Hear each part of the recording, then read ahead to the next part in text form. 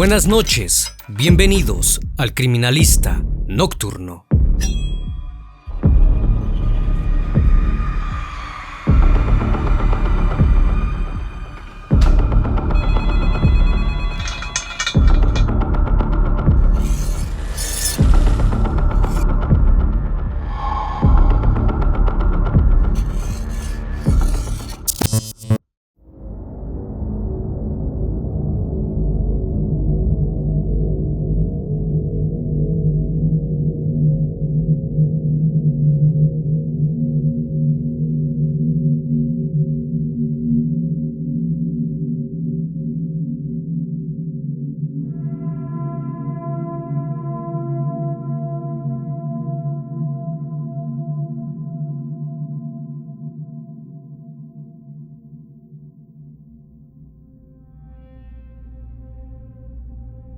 Todo comenzó en 1846, con unas extrañas desapariciones en Allariz, en Galicia, España. Al principio nadie notó la ausencia de las hermanas García Blanco, pues todos en el pueblo sabían que se habían ido a Santander para cambiar su situación económica y trabajar con personas acaudaladas.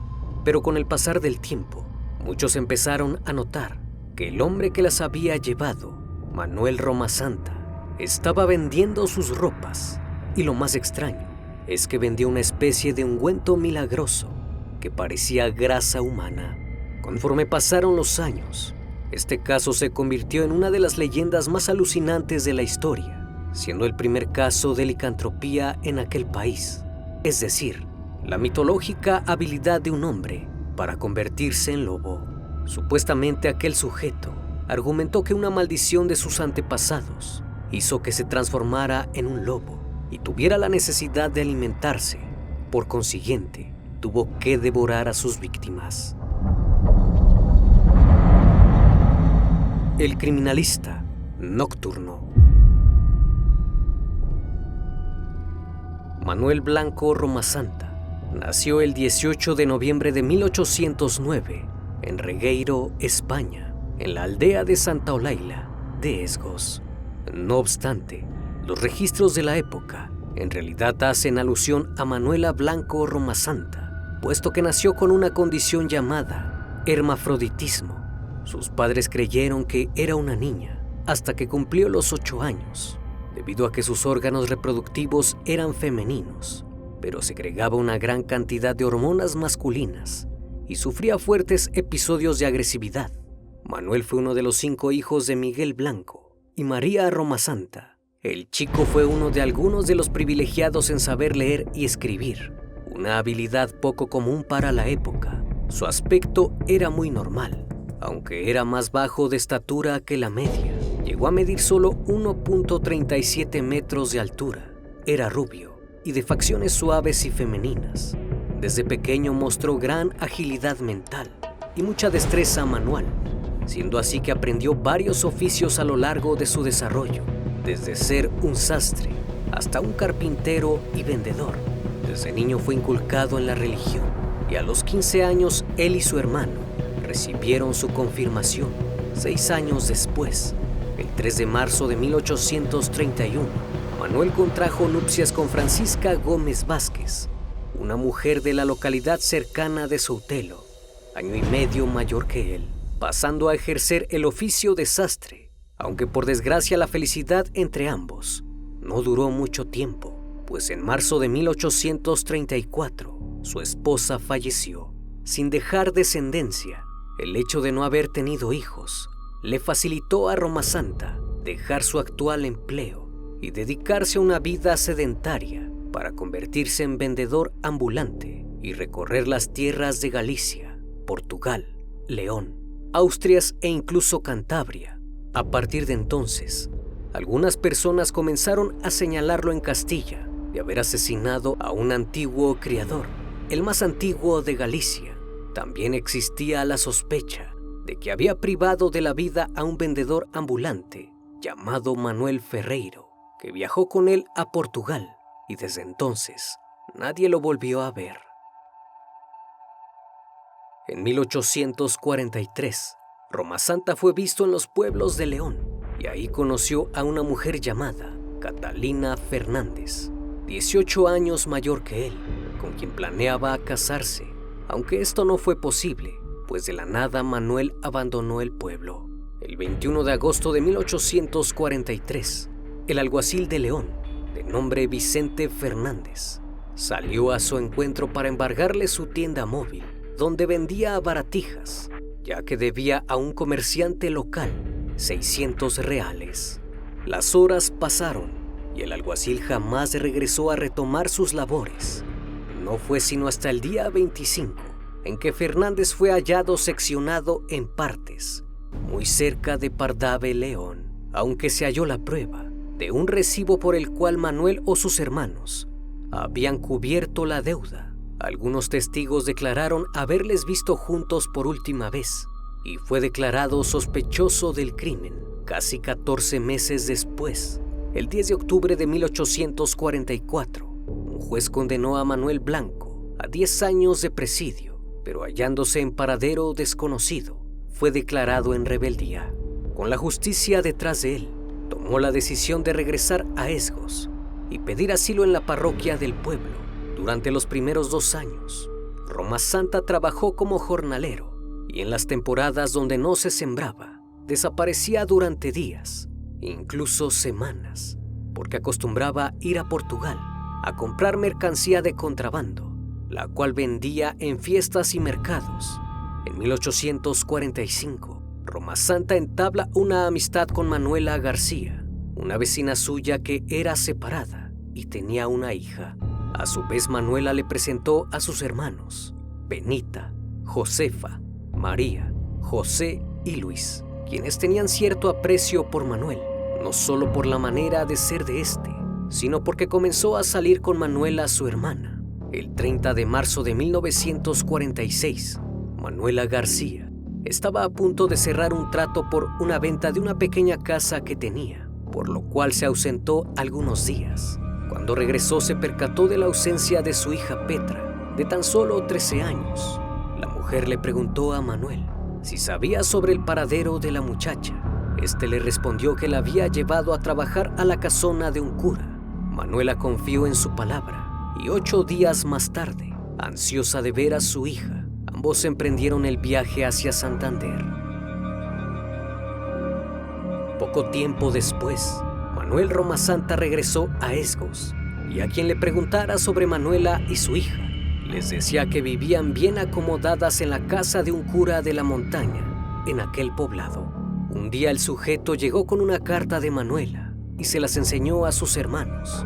Como ellos no sabían leer, Roma Santa les dijo que la mujer estaba muy contenta y que ganaba buen sueldo sirviendo al cura.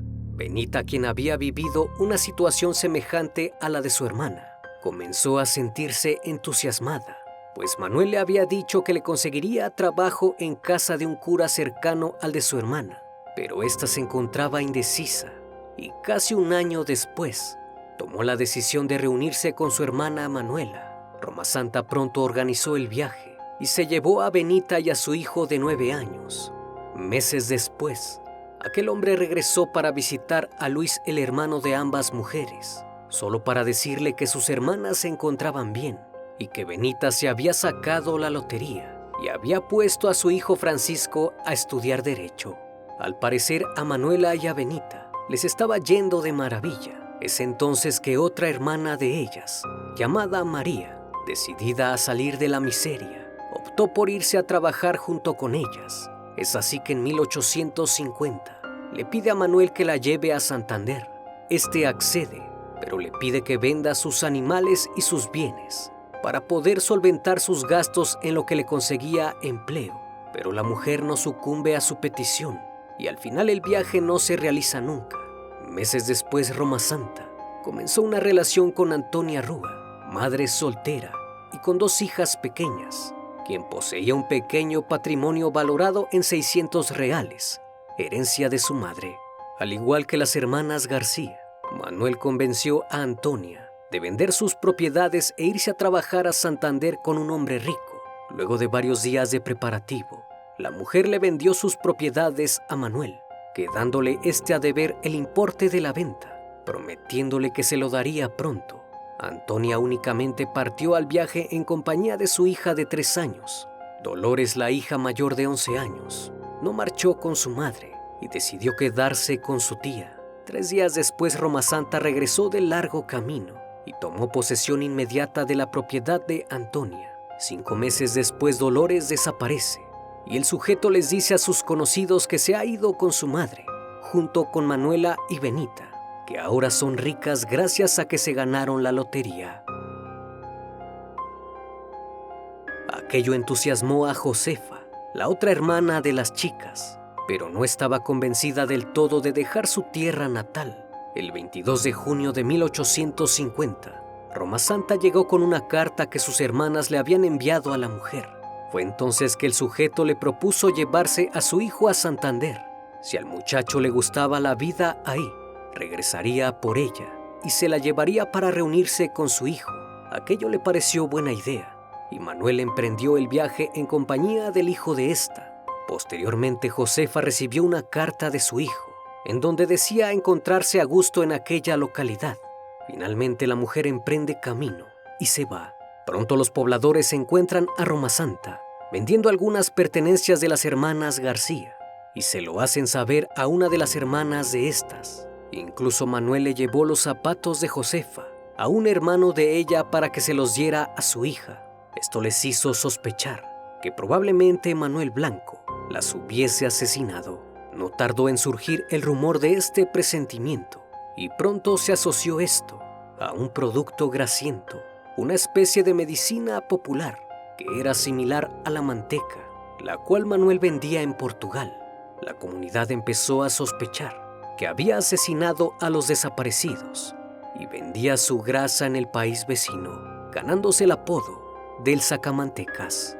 Todo esto llegó a oídos de Manuel, quien al sentirse señalado se marchó y se escondió en varios sitios. Fue así que en febrero de 1852 consiguió un certificado falso a nombre de Antonio Gómez para posteriormente solicitar un pasaporte y viajar a Castilla. Una vez ahí, comenzó a trabajar como segador en el pueblo de toledano de Nombela con falsa identidad. Hasta ese momento había pasado por desapercibido, hasta que el viernes 2 de julio, 3 habitantes de Laza, un pueblo vecino, que estaban trabajando por allí, lo reconocieron y avisaron a la Guardia Civil, pues sabían que lo estaban buscando por ser sospechoso de la desaparición de las hermanas García Blanco. Una vez recibida la noticia, el alcalde del pueblo acudió a entrevistar a Manuel, quien en primera instancia le dijo que se llamaba Antonio Gómez y rechazó cualquier acusación en su contra. Sin embargo, el 25 de agosto se ordenó su traslado a Berín para ser interrogado por el juez de aquella localidad. En aquel interrogatorio, reconoció que no se llamaba Antonio, sino Manuel Blanco Roma Santa, nacido en Regueiro, en Esgos, de oficio vendedor ambulante. Cuando el juez le preguntó la razón del cambio de nombre, inesperadamente Roma Santa le dijo que había asesinado a las hermanas García. Pero eso no era lo peor, sino que confesó que había cometido actos caníbales en compañía de 2 cómplices. Según mencionó, desde hacía 13 años, debido a una maldición de alguno de sus parientes, llevó una vida errante, cometiendo algunos asesinatos y alimentándose de la carne de sus víctimas, algunas veces solo y otras en compañía de 2 sujetos, un hombre llamado Don Genaro y el otro Antonio. Cuando el juez le preguntó cómo los asesinaba y qué arma empleaba, este quedó sorprendido con la respuesta, pues el sujeto le mencionó que no se valía de ningún arma, sino que todo se debía a causa de una maldición, en donde se revolcaba en el suelo y se convertían en lobos. De este modo devoraban a sus víctimas.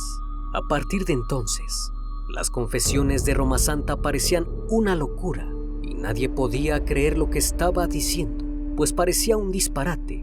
Según dijo que una vez perpetrado el crimen y luego de alimentarse, podían recordar el hecho y el remordimiento los invadía, pero simplemente no podían parar, pues era la maldición que arrastraban. Aquella figura de lobo no desaparecía sino hasta 2 u 8 días continuos. Roma Santa admitió los asesinatos de las hermanas y sus hijos, y añadió que también había asesinado a más personas. El único problema era que no había rastro ni señal alguna de las hermanas García Blanco. No había ninguna evidencia de que hubieran fallecido o estuvieran vivas.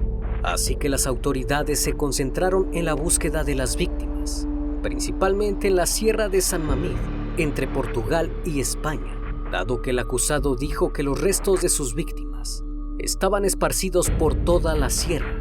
Días después, varios testigos aseguraron haber visto que unos lobos llevaban restos humanos, por lo que surgió el interrogante si en verdad Manuel y sus cómplices eran hombres lobo. Al ver la extrañeza del caso, y a pesar de no haber encontrado a las víctimas, un juez ordenó a 5 psiquiatras analizar la salud mental del detenido. Es así que los resultados del informe llegaron el 26 de diciembre de ese mismo año, en donde se mencionó que Manuel Blanco no estaba loco, ni perdía la razón a causa de una supuesta transformación. En cambio, fue descrito como un hombre calculador, que combina tiempo, modo y circunstancia a la perfección. Sabe que hace el mal, pero prefiere ocultarse. Le gusta robar y asesinar cuando ve la oportunidad de obtener un beneficio. Es un ser perverso, un criminal consumado y sin moral, que priva de la vida a otros para enriquecerse. Su modus operandi era el mismo en todos los casos. El sujeto se ofrecía a ayudar a quienes quisieran emigrar del campo a la ciudad, explicando que tenía contactos en Santander y otros lugares debido a su actividad de vendedor. Sin embargo, al poco de iniciar la marcha con los emigrantes, Roma Santa cometía el crimen casi siempre mediante mordiscos y asfixia, y robaba las escasas pero más valiosas pertenencias de las personas que dejaban atrás el pueblo.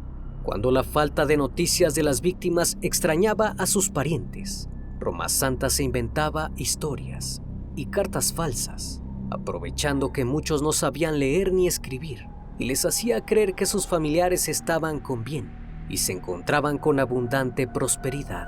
Una vez concluidas las investigaciones y exámenes psiquiátricos, el fiscal, basándose en la confesión del acusado y en que vendió las ropas de las víctimas, además de que se quedó con sus propiedades, fue acusado de cometer 17 asesinatos, de los cuales solo existían pruebas certeras de 9. Se le señaló de haber actuado con alevosía y premeditación, aunque el abogado de Roma Santa no estaba de acuerdo con eso y se encontraba preparando una sólida defensa, puesto que a su parecer no había delito que perseguir, porque nada hacía constar de que las personas desaparecidas hubiesen sido asesinadas. Si bien posterior a la detención se lograron encontrar restos óseos, no se podía comprobar en esos años si pertenecían a las personas desaparecidas.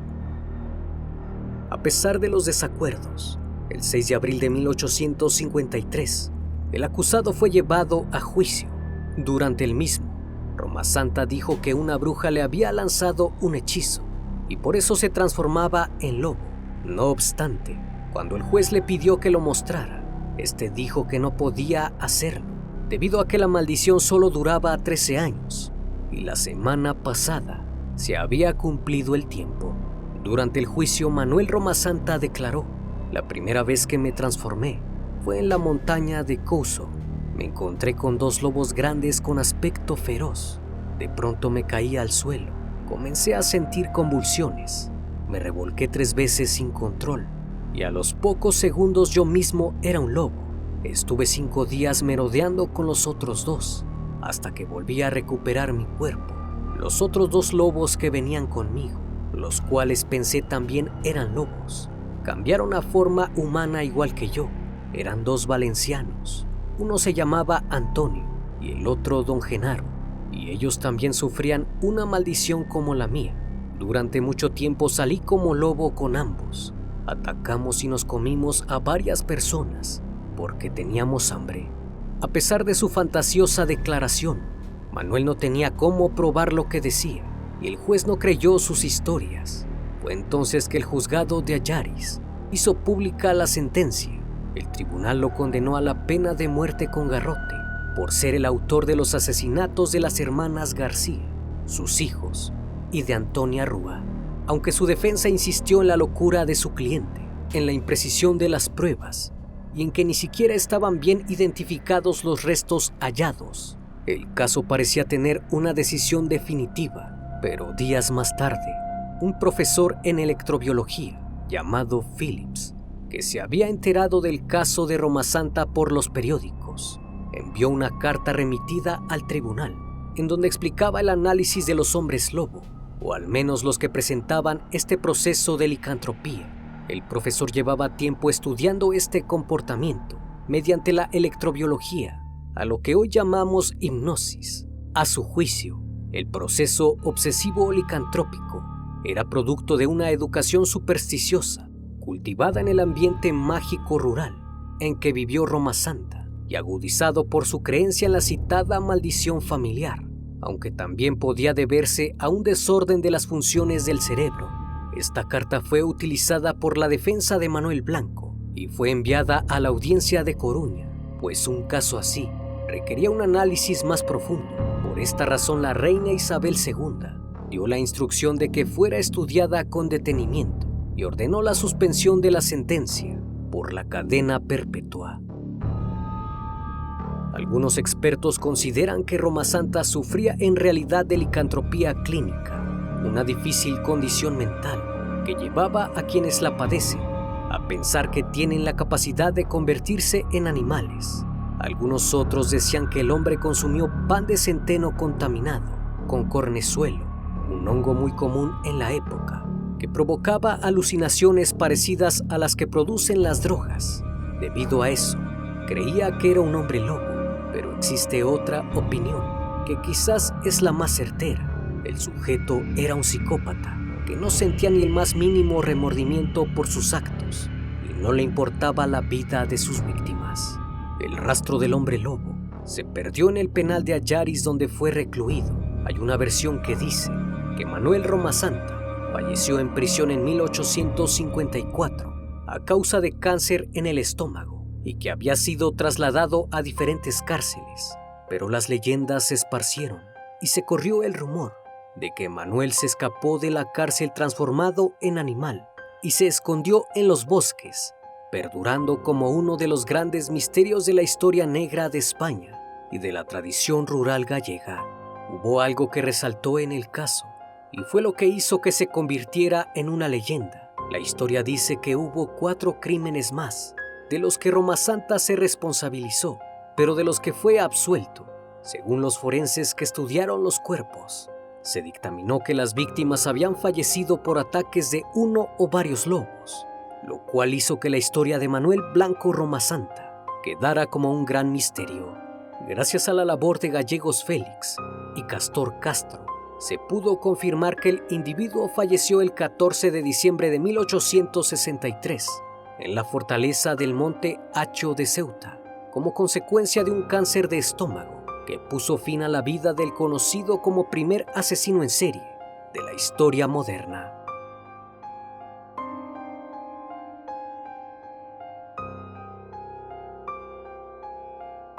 Como cada noche, estimado público, agradezco su compañía. Si aún no estás suscrito, te invito a que lo hagas y formes parte de esta gran comunidad. Reciban un fuerte abrazo de mi parte y no me queda más que desearles que sigan pasando un excelente día y estén de lo mejor. Esto es El Criminalista Nocturno. Hasta la próxima emisión. Buenas noches.